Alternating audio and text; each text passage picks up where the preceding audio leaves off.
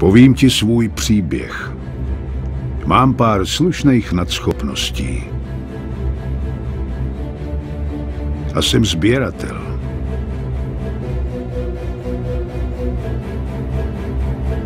A řešitel.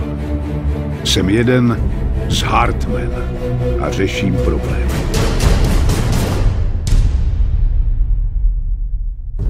Slyšíš to? Jo, přesně tohle. Prostě něčí pumpa v nouzi. Musím jít.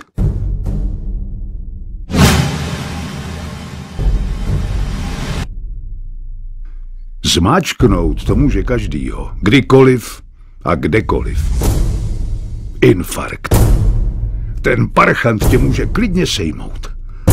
Pohlavně to může být rozdílně, ale často bolest na hrudi, nedostatek vzduchu, nepravidelný tep, nevolnost, pocení. Vyčkávání zabíjí, protože tady okolo Řípu jsou doktoři zrovna v tomhle boji hustě dobrý. Tak na co čekáš? Jde tady hlavně o minuty. Prostě tady hned voláš o pomoc na 155. 155!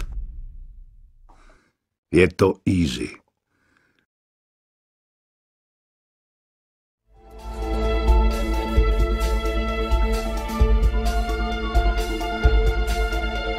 Hlavně nenech tyhle aktivní týpky, aby ho tahali autem sami do špitálu. Borci už jsou na cestě. A nikdo lepší teď není. Prachy ty si nech pro pojišťovnu.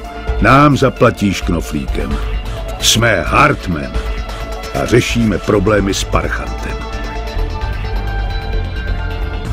Tady to bude OK. Slyším dalšího.